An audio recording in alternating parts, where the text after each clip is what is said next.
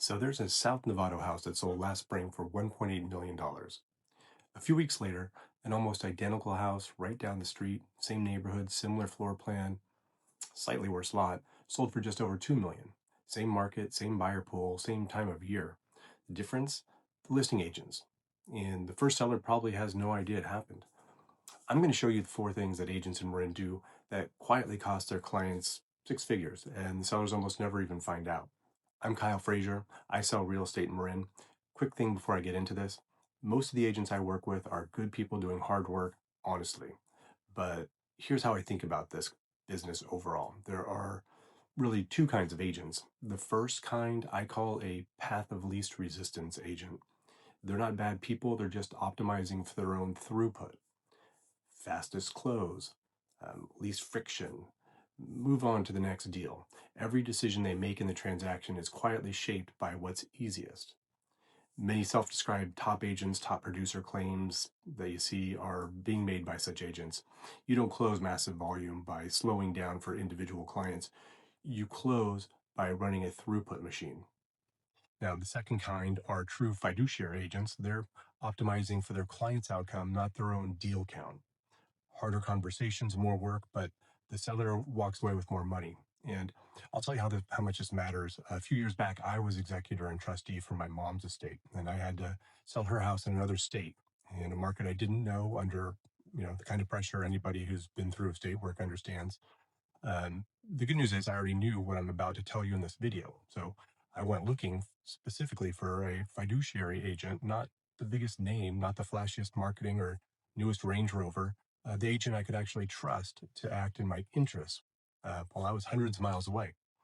And I found one and everything worked out. And that's why I'm making this video.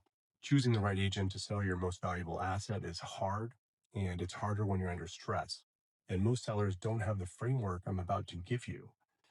There are four specific traps that I want to talk about today, where a path of least resistance agent costs the sellers serious money. Now, knowing these four traps can help you in two ways.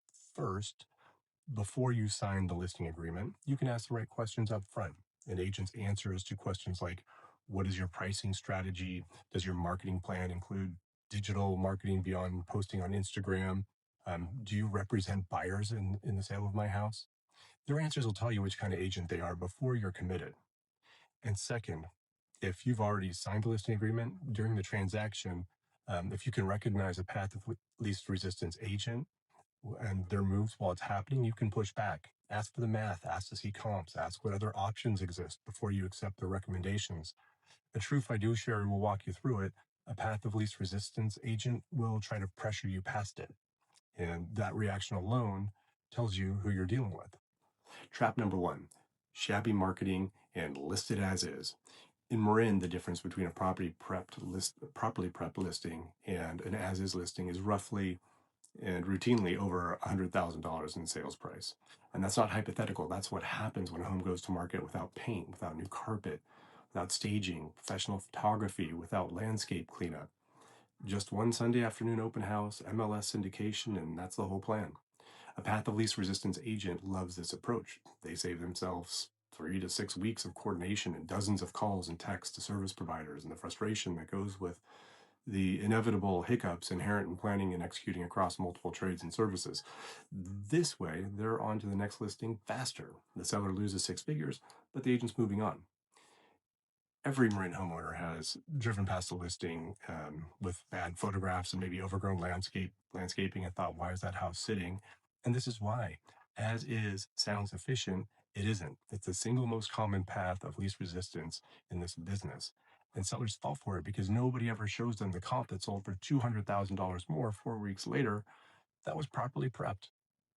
A true fiduciary will walk the home with you before the listing, identify the prep that moves the number, talk about max ROI, coordinates the painters, the photographer, the landscapers, brings you a real marketing plan that goes well beyond just the MLS, and has the data to show you why the prep and all the investment pays back multiples of itself. If the agent is telling you to list it as is, that's your tell. Ask them to show you what that decision is going to cost you. The answer or lack of one tells you what kind of agent you're dealing with. Trap number two, price to move and free staging. Path of least resistant agents will often deliberately price below legitimate market value to guarantee a fast sale. And here's an example most sellers don't recognize. Agents who offer free staging as part of their listing pitch. Sounds great. $10,000 of value. Costs you nothing. Now, think about what that agent actually needs to keep offering free staging.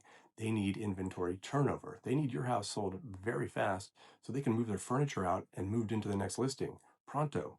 So the free staging comes with an invisible pressure baked right in.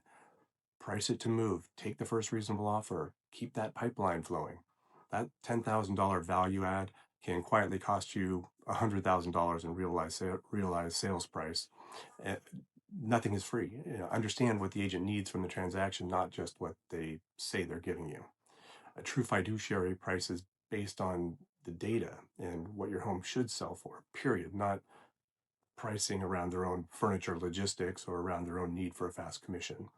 Ask your agent to walk you through the comps, the real ones, with adjustments, the reasoning. A fiduciary will have a spreadsheet. A path of least resistance agent will have a pitch. If the number comes with a pitch instead of a spreadsheet, you have your answer. Trap number 3, accepting a lowball offer without testing the market. This one usually happens when a home has been sitting for a while. Showings have slowed, the agent is tired of running weekend open houses, tired of fielding, why isn't it selling calls from the seller. Maybe they're remodeling their own backyard and they've got contractors to pay. Whatever the reason, they want it done. A lowball comes in, 11% under asking. Path of least resistance, let's just take it. But here's the math they're not showing you. What happens if instead you reduce the price by 5%? The listing resets in search results. It shows up as a price change alert to every buyer watching the area. Buyers who are interested but not biting suddenly have a reason to act. If even one additional buyer shows up, you're negotiating from a completely different position. Your 11% problem becomes a 5% problem or less. On Rin Home, that's easily 6 figures. But testing the market does take a couple more weeks of the agent's attention, more open houses, another round of strategy. So, path of least resistance, straight to just take the offer. But this is the moment where you can push back in real time. If your agent's first reaction is to accept that offer, ask them what a 5% reduction might do instead. A fiduciary will walk you through the analysis right then and there. A path of least resistance agent will tell you that price reduction is a bad idea without showing you math. And that reaction tells you exactly what you're doing, what you're working with, and who they are. Trap number 4, dual agency. This last one's a little bit different. It's a structural issue in how real estate works, something I personally think shouldn't be allowed the way it currently is, even though it's perfectly legal and surprisingly common. Dual agency, or a double ending, is when the same agent represents both the seller and the buyer in the same transaction. It's legal in California, it's widely practiced, and it creates a conflict of interest that I don't think should be in this business at all. I'm not saying agents who do double end are bad people. I'm just saying the practice itself creates a problem that no amount of professionalism can fully resolve. And here's the conflict. Sellers always want the highest possible price. Buyers want the lowest possible price. Those are opposite jobs. How can the same person do both? They can't. And yet, double ending gets pitched to sellers by path of least resistance agents as a best case scenario. No cooperating agent to negotiate against. It's clean, it's fast, and of course, a double commission for the agent. And that last part is the real reason it gets pitched as a positive. I don't double end my listings because I can't get both the seller the highest price and the buyer the best deal. No one can. Of course, there are rare circumstances where dual agency genuinely serves everyone, but they're rare. In most cases, the agent is optimizing for themselves at the expense of one or both clients. But this one's easy. You can tell the agent when you first meet with them, you refuse to let them do that. Put it in your listing paperwork. You can always change your mind later if you need to. But do pay attention. If your listing agent is suddenly excited about representing the buyer, understand what that excitement is really about. Okay, so that's the 4. Shabby marketing, price below market, accepting lowball offers without testing the market, and dual agency. None of this looks like bad behavior from the outside. None of it breaks any rules. They're just the paths of least resistance, the decisions that work out better for the agent than for the seller. Here's the thing to take away. You don't need to memorize these 4 situations. You need to remember that there are 2 kinds of agents: path of least resistance agents and true fiduciary agents. and that you can tell them apart by what they do and what they say. Ask for the math, ask for comms, ask other questions. If there's any other options to acceptance, ask if they can represent a buyer in the same transaction, see how they handle those questions. A true fiduciary will walk you through it all. A path of least resistance agent will pressure you past it. Trust your gut. None of this shows up on a billboard. None of it shows up in a number one agent advertisement, but it's what actually determines whether you sell your home for what it's worth or risk leaving six figures on the table without even knowing it. If you're thinking about selling in Marin and want a straight conversation about your specific situation, my info's in the description. Either way, ask the questions. It's your house, it's your money.